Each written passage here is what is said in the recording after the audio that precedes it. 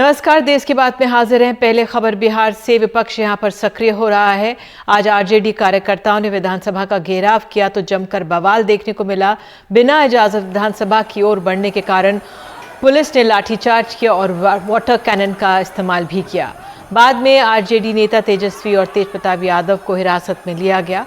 तो दूसरी तरफ बिहार विधानसभा में अध्यक्ष के कार्यालय के बाहर विपक्षी सदस्य धरने पर बैठे हैं। यह हंगामा बिहार सशस्त्र पुलिस अधिनियम के पेश होने के विरोध में हो रहा है। काफी तनाव की स्थिति बताई जा रही है। बोल सकते हैं क्या हुआ आपके साथ? एसपी डीएम ने कहा कि इसको मारो, बस गाली गलौज किया, बड़ी मारा, छाती पर बूट रख के मारा। एसपी अभी क्या स्थिति है आपकी? कैसा? बहुत छाती पर चोट, काफी देर तक कपार में। ये जाति नहीं है, लोकतंत्र की हत्या पुलिस ने कर दी। अरे कलेक्टर करा रहा है, एसपी करा रहा है, नीतीश कुमार गुंडों को भेजा है यहाँ पर। आखिर क्यों ऐसा हो रहा है? देखिए क्या हो रहा है। हम तो कह रहे हैं कि इस बिल को मत पास किया जाए। हम बिल का विरोध कर रहे हैं। हम तो बिल का विरोध कर जनतांत्रिक तरीके से, अब ये सब गुंडाई करा रहे हैं। महिला सशक्तिकरण का ढोंग रचने वाली सरकार, ये सरकार महिला संघ की है। आप देखिए महिलाएं खड़ी हैं, सारी महिलाओं के साथ मारपीट की जा रही है। आपको तो ढकेल के बाहर कर... हाँ देखा आपने देखा ही है मैं कैसे आई हूँ। और इस तरह से ये बिहार के लिए, बिहार की जनता इस चीज को देख रही है तो सजग हो जाए। ये सरकार, ये बिहार किस रास्ते में जा रहा है? बेरोजगारी के मुद्दे पर, बढ़ते अपराध के मुद्दे पर लोहिया जी ने कहा था सड़कें अगर सुनी हो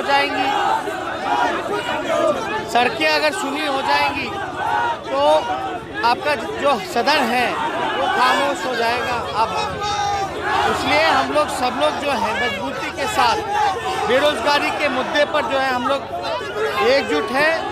और बढ़ते अपराध और जो काला कानून जो सरकार ने जो पेश किया है, इसलिए हम सब लोगों को जो है मजबूती के साथ जो है इस चीज़ को लेना होगा। तो वाकई में बिहार में जो ये दृश्य आज सामने आए हैं, सवाल उठ रहे हैं कि क्यों इस तरह से स्थिति बनी है। हमारे साथ हमारे वरिष्ठ सहयोगी मनीष कुमार मौजूद है। मनीष, क्या इस समय स्थिति है? और अभी स्टूडियो में आते आते हम देख रहे थे विधान भवन के सामने जिस तरह से धक्का मुक्की हो रही थी, धक्का दिया जा रहा था।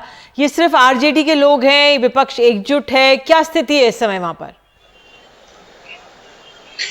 देखिए, पहले मैं आपको बता दूं, आज जो बिहार विधानसभा के अंदर हुआ है वैसी स्थिति मैंने 27 सालों में कभी नहीं देखी।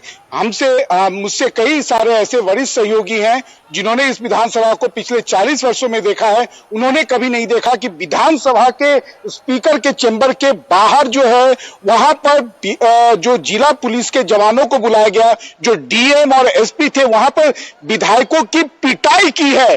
पुलिस वालों ने विधानसभा अध्यक्ष के कहने पर उन्होंने आकर वहां से उनको हटाने के लिए, क्योंकि विधानसभा अध्यक्ष के सारे गेट को आरजेडी, कांग्रेस और सीपीआई-एमएल के विधायकों ने जाम किया हुआ था। इस पूरे विवाद का कारण है बिहार मिलिट्री पुलिस के जो नियम है उसमें संशोधन का एक प्रस्ताव लाया गया है। इसके बारे में विपक्ष का कहना है कि इसमें इतने ज्यादा स्वीपिंग पावर्स दिए गए हैं कि जिससे किसी को भी बिना वारंट का गिरफ्तार किया जा सकता है। हालांकि मैं आपको बता दूं, वस्तु स्थिति ऐसी नहीं है, क्योंकि इसमें सबसे बड़ी विफलता नीतीश कुमार सरकार की है, क्योंकि उन्होंने इस बिल के बारे में किसी को कम्युनिकेट नहीं किया, किसी को ठीक से उसके फाइनल पॉइंट्स नहीं समझाए, जिसके कारण एक कंफ्यूजन की स्थिति बनी हुई है। और इतनी ज्यादा उत्तेजना, इतना ज्यादा तनावपूर्ण स्थिति है कि विधायकों को विधानसभा के जो बिल्डिंग है स्पीकर के चेंबर के सामने से हटाने के लिए पुलिस वालों ने उनकी जमकर पिटाई की। पुलिस वालों का जुरिस्डिक्शन नहीं होता, आपको मालूम है कि वहां पर विधानसभा में मार्शल होते हैं, लेकिन विधानसभा के अध्यक्ष के कहने पर, उनके आदेश पे उनको बुलाया गया। उन्होंने विधायकों की, आरजेडी विधायक थे, माले के विधायक थे, उनकी पिटाई की। ऐसा दृश्य आज के पहले कभी देखा नहीं गया। और अभी भी हाउस एडजॉर्न है। फिर से अब से 15 मिनट के बाद यह हाउस असेंबल करेगा। लेकिन जो मैं आपको बता दूं, विधानसभा का जो फ्लोर है वहां भी काफी तनावपूर्ण स्थिति है। कुछ सकता है और नहीं लग रहा है कि कोई इस डेडलॉक को ब्रेक कर सकता है, क्योंकि जिस प्रकार से विपक्ष के सदस्यों की पिटाई हुई है उसके बाद एक तरह से आप कह सकते हैं स्थिति जो है वो काफी बिगड़ चुकी है। एक लैक ऑफ कम्युनिकेशन है विधानसभा अध्यक्ष के पद पर। मुख्यमंत्री नीतीश कुमार या उनके जो भी फ्लोर मैनेजर हैं वो कहीं ना कहीं विपक्ष को कॉन्फिडेंस में नहीं ले पाए, जिसके कारण आज जो कुछ भी हुआ अनप्रेसिडेंटेड था। आज के पहले ऐसी अभूतपूर्व स्थिति, या आप कह सकती हैं कि ऐसी शर्मनाक स्थिति देखने को नहीं मिली थी। निधि, बिल्कुल मनीष, आपने ये जानकारी दी और तस्वीरें भेजी है, बहुत बहुत धन्यवाद। और चिंताजनक स्थिति है कि इस तरह से मनीष जिस तरह से बता रहे हैं, कभी भी ऐसी कार्रवाई नहीं हुई कि विधानसभा भवन के अंदर सचिव के दफ्तर के बाहर पिटाई हुई हो। पुलिस ने विधायकों की यहाँ पर पिटाई की है, ये कहना हमारे सहयोगी मनीष कुमार का। बहरहाल इस खबर पर नजर बनी रहेगी। और आइए अब रुक करते हैं मुंबई का। देश की आर्थिक राजधानी मुंबई में भी सियासी बवाल मचा हुआ है। आज महाराष्ट्र के पूर्व मुख्यमंत्री देवेंद्र फडणवीस ने राज्य में ट्रांसफर पोस्टिंग के बड़े खेल का आरोप लगाया है। कहा है कि कॉल रिकॉर्डिंग्स के जरिए ये पता लगा, कॉल रिकॉर्डिंग्स में कई नेताओं अफसरों के नाम हैं। ट्रांसफर पोस्टिंग के इस खेल में कई आईपीएस घेरे में हैं। कमिश्नर इंटेलिजेंस रश्मि शुक्ला ने जानकारी रिपोर्ट दी थी। मुख्यमंत्री उद्धव ठाकरे ने रिपोर्ट पर कार्रवाई नहीं की। साथ ही गृह मंत्री अनिल देशमुख मामले में फडणवीस ने आरोप लगाया है कि 15 से 27 फरवरी तक होम आइसोलेशन में नहीं थे। उन्होंने ये भी कहा है कि शरद पवार जैसे राष्ट्रीय नेता को गलत जानकारी दी गई। फडणवीस ने सीबीआई जांच की मांग की है। उन्होंने गृह सचिव से मुलाकात की है और दावा किया है कि उन्हें सारे सबूत सौंपे हैं। उधर अनिल देशमुख के इस्तीफे की मांग पर शिवसेना ने के जो सांसद है संजय राउत, उन्होंने पलटवार किया है। मेरे पास जो भी एविडेंस थे उसको मैंने सील्ड एनवलप में सारी की सारी चीजें होम सेक्रेटरी साहब को सौंपी है। जो जानकारी मेरे पास थी उस जानकारी की पूरी ब्रीफिंग ये भी मैंने उनको दी है और मैंने उनसे मांग की है कि इसकी सीबीआई जांच होनी चाहिए। होम सेक्रेटरी साहब ने मुझे कहा कि ये सारी चीजें वो उसको देखेंगे और उसके ऊपर सरकार ये अप्रोप्रिएट एक्शन लेगा, इस प्रकार से उन्होंने मुझे कहा है। जानबूझकर 25 अगस्त 2020 से आज तक इतने सेंसिटिव रिपोर्ट पर कोई कार्रवाई नहीं की गई। आश्चर्य की बात ऐसी है, इस रिपोर्ट में जिनके नाम आए हैं उनको वही पोस्टिंग्स मिली है। या रविशंकर प्रसाद जी, देश के लॉ मिनिस्टर, जिसने भी रविशंकर जी ने भी परसों एक पत्रकार परिषद लेकर ये कहा था कि महाराष्ट्र के सरकार को सत्ता में रहने का अधिकार नहीं है। आप लॉ मिनिस्टर हैं, आप जरा गुजरात में जब हमारे मोदी जी मुख्यमंत्री थे या ये सब मंत्रीगण थे, तब संजीव भट्ट आईपीएस या मिस्टर शर्मा और एक अफसर है, उसने बार बार इस प्रकार के लेटर बॉम्ब गुजरात के सरकार और गुजरात के राज्यकर्ताओं के बारे में लिखे हैं। तो क्या उस लेटर के आधार पर गुजरात सरकार के पूर्व मुख्यमंत्री या आज के मुख्यमंत्री पर आप कार्रवाई करने जा रहे हो? संजीव भट्ट ने जो एलिगेशंस किए थे वो परमवीर सिंह से भी गंभीर थे। आपने संजीव भट्ट को जेल में डाल दिया है। और आपको बताएं, केंद्रीय कानून मंत्री रविशंकर प्रसाद ने भी महाराष्ट्र सरकार पर कड़ा प्रहार करते हुए कहा है, महाराष्ट्र सरकार को कौन चला रहा है? ये महाराष्ट्र के इतिहास में सबसे कंफ्यूज सरकार है। महाराष्ट्र सरकार को कौन चला रहा है? Who is running the show of Maharashtra? क्या is it the most confused government in the history of Maharashtra? जिसके नेता तो कुर्सी पर हैं, अथॉरिटी नहीं है। अगर सेना के लोगों से पूछो क्या है मामला, हमसे नहीं, बात करो एनसीपी से, उनके आदमी, उनके नेता है। एनसीपी से पूछो तो वो कहते हैं हमसे नहीं, मुख्यमंत्री को फैसला करना है। और कांग्रेस से पूछो, कहा ये दोनों बड़े पार्टनर हमारे हैं, दोनों मिलकर जल्दी फैसला करें। तो ये कौन सी अगाड़ी है? ये जो अगाड़ी तिगाड़ी पर खड़ी है, इसका डायरेक्शन क्या है? और इस पर अधिक जानकारी के लिए हमारे साथ हमारे सहयोगी सुनील सिंह मौजूद है। सुनील, तो ये मामला अब शाम तक हो गई है, कहां पहुंचा? देवेंद्र फडणवीस तो दिल्ली में है, केंद्र सचिव से मिल भी लिए हैं, लेकिन महाराष्ट्र में क्या हो रहा है इस समय? देखिए, महाराष्ट्र में जहां तक शिवसेना की बात है, क्योंकि मुख्यमंत्री शिवसेना के हैं, अभी तक इस पर कोई भी यहां पर रिएक्शन नहीं आया, प्रतिक्रिया नहीं आई है। लेकिन एनसीपी के तरफ से जरूर कुछ प्रतिक्रियाएं आ रही हैं, जैसे कि नवाब मलिक का, जो कि कैबिनेट मंत्री भी हैं और साथ ही प्रवक्ता भी हैं, उनकी तरफ से कहा गया कि ये जो आईपीएस अधिकारी हैं रश्मि शुक्ला, ये बीजेपी की एजेंट है, इस तरह की बातें कही गई है। और साथ ही जो जयंत पाटिल हैं, जो कि शरद पवार से भी काफ़ी करीबी माने जाते हैं, वित्त मंत्री हैं, उनकी तरफ से बयान आया है कि ये जो है बीजेपी की जो है कि मुद्दा भटकाने की कोशिश है उस जांच से, जो कि मुकेश अंबानी के पास मिली संदिग्ध स्कॉर्पियो कार का मामला है, उससे मुद्दा भटकाने की, और बहुत आतुरता है इन्हें बार बार प्रेस कॉन्फ्रेंस करने की। इससे ज़्यादा कुछ गंभीर यहाँ पर कुछ होता नहीं दिख रहा है। लेकिन आरोपों को अगर हम देखें तो बहुत ही गंभीर आरोप हैं, जो कि ट्रांसफर पोस्टिंग से जुड़े हुए हैं, और सिर्फ आरोप नहीं है बल्कि ये सबूत हैं, जो कि नियमतः कॉल रिकॉर्डिंग की गई। कई ऐसे लोग थे जिनके ऊपर शक था कि वो इस ट्रांसफर पोस्टिंग में लगे हुए हैं, दलाल थे, जो ब्रोकर जो कहे जाते हैं वो भी थे, उनका भी कॉल रिकॉर्डिंग की गई थी, उसमें नाम भी आया है।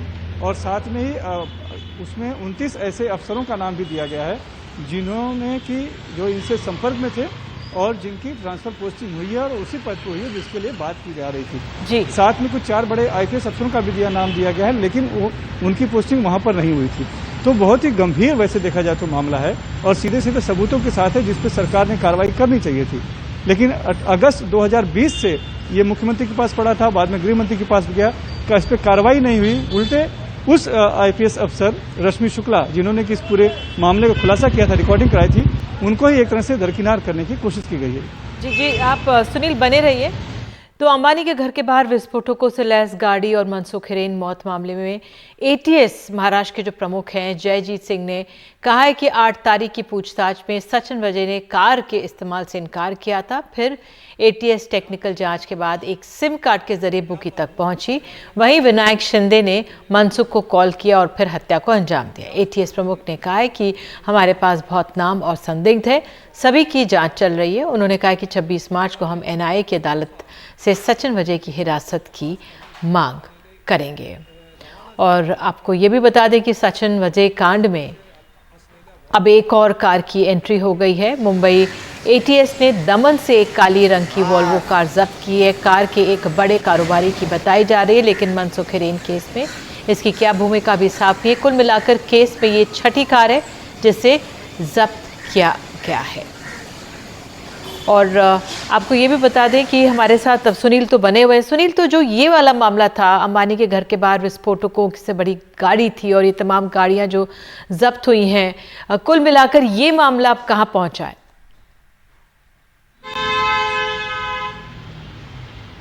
देखिए, इस पूरे मामले में सचिन वजय जो एपीआई हैं वो तो मिस्ट्री मैन बने ही हुए हैं।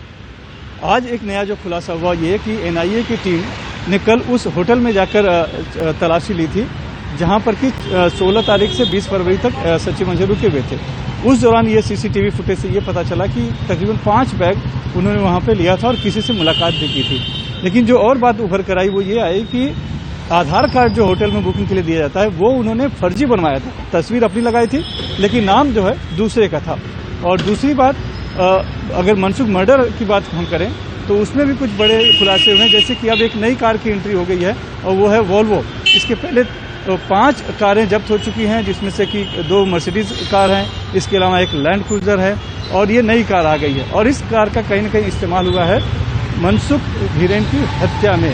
ये आज एडीजी जो है जयजीत सिंह ने प्रेस कॉन्फ्रेंस ली, उन्होंने उसको बताया और साथ में एफएसएल इस पूरे मामलों की जांच की। और इसमें बुकियों का, सट्टेबाजों का एक बड़ा कनेक्शन है, क्योंकि ये जो सिम कार्ड इस्तेमाल किए जाते थे जो लाए गए थे गुजरात से, ये सटोरिये अपने लिए इस्तेमाल किया करते थे, तो उनसे लिया हुआ ये कार्ड है। तो इसमें आतंकी साजिश हुई, फिर पहले पुलिसिया साजिश हुई, फिर हत्या।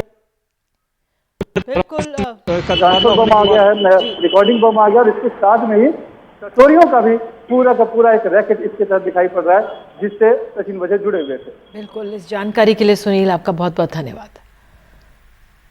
और अब हम बात करते हैं कोरोना वैक्सीन की। कोरोना के मामले को बढ़ते हुए देखते हुए केंद्र ने टीकाकरण का दायरा बढ़ाने और तेजी लाने का बड़ा फैसला कर लिया है। अब 45 साल से ऊपर सभी को टीका लगेगा। 1 अप्रैल से 45 पार हर कोई लगवा सकेगा टीका। इससे पहले 60 साल से ज़्यादा उम्र वालों को ही टीका लगाया जा रहा था, वहीं 45 साल के ऊपर कोमोबिडिटी वालों को ही टीका दिया जा रहा था। तो अब 45 साल से ऊपर कोई भी हो उसको टीका लगेगा आप 1 अप्रैल से, और रजिस्ट्री आप इसके लिए शुरू कर सकते हैं। लेकिन महाराष्ट्र में जो हालात हैं कोरोना को लेकर चिंताजनक बने हुए हैं। महाराष्ट्र के 25 जिलों में 100%, 17 जिलों में 200% और 3 जिलों में 500% कोविड मामले सिर्फ 17 दिनों में बढ़े हैं। राज्य के स्वास्थ्य कर्मियों ने केंद्र से वैक्सीन की मांग की है और महाराष्ट्र में लॉकडाउन की चेतावनी दी है। लॉकडाउन के सिवा कोई पर्याय नहीं रहेगा, तो अगर लॉकडाउन सही माने टालना है या नहीं करना है तो कोविड अप्रोप्रिएट बिहेवियर होना चाहिए और लोगों ने उसका अनुपालन करना चाहिए। महाराष्ट्र में बेकाबू कोरोना के बीच स्वास्थ्य मंत्री ने लॉकडाउन की चेतावनी दी है। माननीय मुख्यमंत्री जी बहुत ज़्यादा इस बारे में चिंतित है। उन्होंने कई बार लोगों को अपील किया है कि जनता ने बहुत अच्छी तरह से रिस्पांस कोविड अप्रोप्रिएट बिहेवियर के लिए देना चाहिए, और अगर नहीं देंगे तो हमारे को लॉकडाउन के सिवा कोई पर्याय नहीं रहेगा। तो अगर लॉकडाउन सही माने टालना है या नहीं करना है तो कोविड अप्रोप्रिएट बिहेवियर होना चाहिए और लोगों ने उसका अनुपालन करना चाहिए। मुंबई, नासिक, अहमदनगर, हिंगोली, लातूर, बीड़, नागपुर, पुणे, सोलापुर जैसे 25 जिलों में कोरोना के मामले बीते 17 दिनों में 100% से ज्यादा बढ़े हैं। ठाणे, नवी मुंबई, धुले, कोल्हापुर, सांगली, औरंगाबाद, जालना, परभणी, उस्मानाबाद, नांदेड़, बुल्ढाना, वाशिम, भंडारा, गोंदिया जैसे जिलों में कोविड केसेस 200% से ज्यादा बढ़े हैं। सबसे ज्यादा नांदेड़ में करीब 1000%, तो बुल्ढाना और परभणी के कोविड मामलों में करीब 500% उछाल दिखा है। नांदेड़ के बाद अब परभणी में भी बुधवार से 31 मार्च तक कर्फ्यू की घोषणा हुई है। यहाँ शाम 7 बजे से रात 12 बजे तक नाइट कर्फ्यू लग रहा है। 3-4 हफ्ते से हम महाराष्ट्र में कोविड-19 के केसेस बढ़ते हुए देख रहे हैं। इसकी शुरुआत जो थी वो विदर्भ प्रभाग के जो ज़िले हैं अमरावती, अकोला, यवतमाळ, नागपुर, बुल्ढाना, इन ज़िलों से हुई थी। लेकिन अगर हम पिछले हफ्ते का जो केस का एक सैंपल साइज़ है उसको अगर हम देखें तो हम ये देख रहे हैं कि टेस्टिंग महाराष्ट्र में काफ़ी बढ़ चुका है। लगभग 1.5 लाख के लगभग टेस्ट हर दिन हो रहे हैं। हम ये देख रहे हैं कि विदर्भ के अमरावती जैसे ज़िले, अकोला जैसे ज़िले में जहाँ ये शुरुआत हुई थी केस बढ़ने की, वहाँ केसेस अब माइनस में जा रहे हैं, यानी कि बढ़ोतरी जो है वो -80%, -20% हो रही है। तो एक तरह से ये जो प्रकोप है, ये जो सर्ज है, वो कम होने के भी आसार कहीं ना कहीं दिख रहे हैं।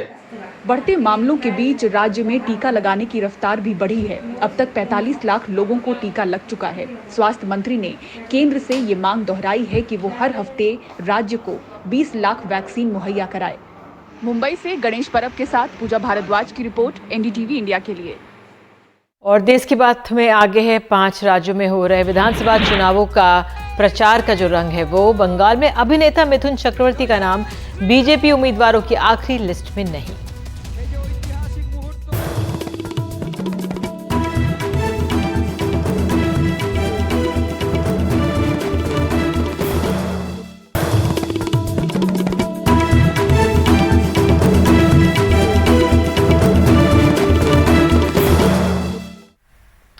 और छत्तीसगढ़ से खबर आ रही है, नारायणपुर में माओवादियों ने उड़ाई है जवानों से भरी बस। 3 जवान नहीं रहे, कई गंभीर रूप से घायल बताए जा रहे हैं। कहा जा रहा था कि बस में 24 जवान सवार थे। 5 कहा जा रहा था पहले कि गंभीर रूप से वो घायल हैं, लेकिन अब संख्या कितनी है हम कोशिश करेंगे अपने सहयोगियों से बात करने की। लेकिन ये अपने आप में बहुत अहम खबर आ रही है, दुखद खबर आ रही है कि जो हमारे जवान हैं 3 की जान जा चुकी है। छत्तीसगढ़ में ये माओवादी नक्सली हमला था जिसमें ये हुआ है और अपने आप में चंद ये तस्वीरें हम देख सकते हैं जो हमारे सामने आई, क्योंकि कई इसमें गंभीर रूप से घायल भी बताए जा रहे हैं। करीब 24 जवान इस गाड़ी में सवार थे जब ये लोग निकले थे। नारायणपुर में जो ये हमला हुआ आपको बता दें, जानकारी के मुताबिक सभी जवान डीआरजी के बताए जा रहे हैं। हालांकि पुलिस अभी तक इस मामले में कुछ ज़्यादा जानकारी नहीं दे पा रही थी। हमारे सहयोगी हमारे साथ जुड़ गए अनुराग द्वारी। अनुराग, क्या और डिटेल्स मिल पाई है इस नक्सली हमले पर? देखिए, ये नारायणपुर जिला है। यहाँ पर निधि लगभग अब से कुछ देर पहले एक बड़ा नक्सली हमला हुआ था जब डीआरजी जवानों से भरी जो बस है उसको उड़ा दिया गया है। ये सभी जवान डीआरजी के ही थे और ये धौड़ाई और पल्लेनार के बीच में ये ब्लास्ट हुआ। जहाँ ये ब्लास्ट हुआ है वो घने जंगल का इलाका है और जो खबर आई उसके मुताबिक उस वक्त ब्लास्ट में 27 जवान सवार थे और पुलिस के आला अधिकारियों ने 3 जवानों की शहादत की पुष्टि की है। 5 गंभीर रूप से घायल हैं जबकि 10 को और चोट आई है। और अभी जो आईटीबीपी के जवान हैं उन्होंने पूरे एरिया को कॉर्डन ऑफ कर दिया है और वहाँ पर अभी किसी को जाने की इजाज़त नहीं है और लोगों को वहाँ पर रेस्क्यू किया जा रहा है। लेकिन जिस तरह से कुछ आला अधिकारियों से हमारी कुछ दिनों पहले भी बातचीत हुई थी, तो जिस तरह की शांति थी, कहीं ना कहीं उनके मन में आशंका थी कि नक्सली बड़े हमले को अंजाम दे सकते हैं, क्योंकि बीच में कुछ वक्त के लिए जो ऑपरेशन थे वो बहुत उस तरह से सघन रूप से नहीं चलाए जा रहे थे जो इससे पहले छत्तीसगढ़ में चलाए जाते थे। बिल्कुल अनुराग, आप इस स्थिति पर नज़र बनाए रखें, आगे भी आपसे जानकारी लेंगे। तो 3 जवान नहीं रहे और कई गंभीर रूप से घायल बताए जा रहे हैं इस नक्सली हमले में। और देश की बात में वक्त है एक ब्रेक का। ब्रेक के बाद आज एक लॉकडाउन को 1 साल पूरा हो रहा है। क्या हाल है पैदल चले मजदूरों का जो मजबूरी में वो चले थे?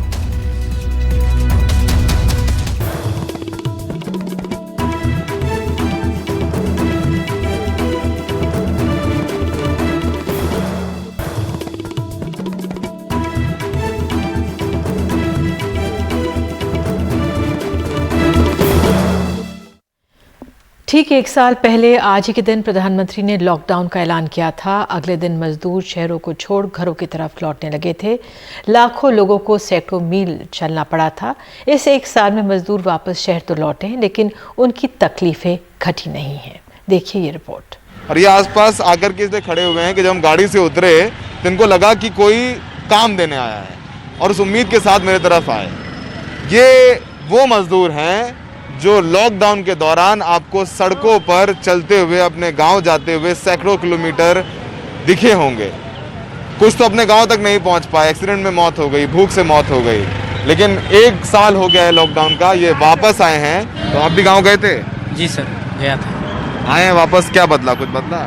कुछ नहीं सर, वही समस्या है। उससे दर प्रतिदिन उल्टा ही हो रहा है। कोई कमाई नहीं, कोई धंधा नहीं, कोई बिजनेस नहीं। आते हैं कहीं लग जाता है तो रोटी रोजी के लिए 1-2 दिन का खर्चा मिल जाता है। काम नहीं मिल रहा है? काम नहीं मिल रहा है, न कोई रोजी है न कोई काम है। ये आपका नाम क्या है बताइए? हमारा नाम अब्दुल सलाम है। मैं बिहार से हूँ, कटिहार डिस्ट्रिक्ट से हूँ।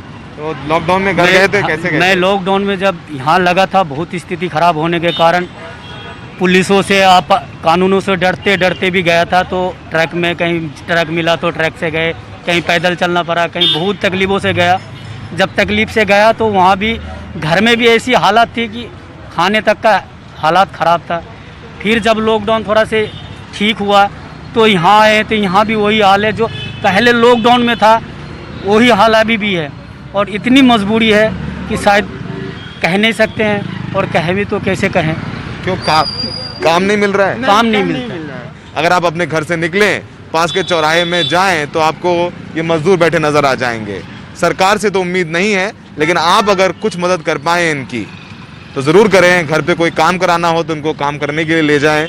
थोड़ी तकलीफ होगी, लेकिन शायद लॉकडाउन के दौरान भी आम लोग निकले थे इनकी मदद के लिए। शायद अब भी इनको आस उसी आम आदमी से है जिसने इनकी लॉकडाउन में मदद की।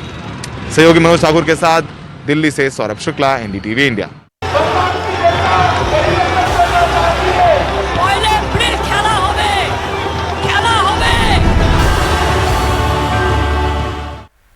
और बात चुनावों की। मिथुन चक्रवर्ती के विधानसभा चुनाव लड़ने को लेकर जो सस्पेंस था लगभग खत्म हो गया है। बीजेपी ने पश्चिम बंगाल के लिए 13 उम्मीदवारों की जो आखिरी लिस्ट थी जारी की है, उसमें मिथुन चक्रवर्ती का नाम नहीं है। उधर पश्चिम बंगाल के मिदनापुर में अमित शाह ने आज रोड शो किया। रोड शो में बड़ी संख्या में पार्टी कार्यकर्ता जुटे। बंगाल की जंग में बीजेपी के कई दिग्गज नेता प्रचार में लगातार जुट रहे हैं। असम में 27 मार्च को होने वाले पहले चरण के चुनाव के लिए 4 दिन पहले बीजेपी ने आज अपना घोषणा पत्र जारी किया है। बीजेपी अध्यक्ष जेपी नड्डा ने संकल्प पत्र जारी करते हुए कहा कि पिछले 5 सालों में असम में विकास की जो गंगा बही है उसे और धार देने के लोगों की सहयोग की जरूरत है। हालांकि सरकार ने यहां पर इस घोषणा पत्र में सीए का जिक्र नहीं किया, लेकिन कहा है कि एनआरसी में अपडेट कर उसको लाया जाएगा। और देश की बात में आगे है, उत्तर प्रदेश में होली को लेकर सरकार ने जारी किए हैं सख्त दिशा निर्देश।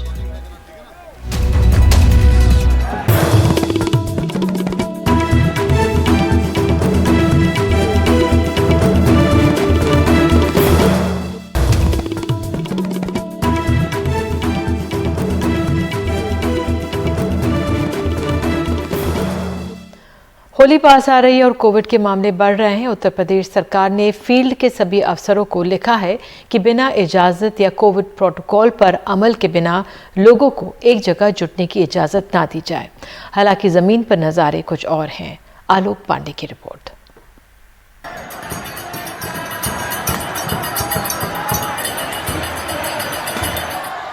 बाईस मार्च को मथुरा में लड्डू मार होली, जबकि 23 मार्च को लठ मार होली चली। लेकिन कोविड के कायदे पूरी तरह गायब दिखे। ना मास्क, ना सामाजिक दूरी।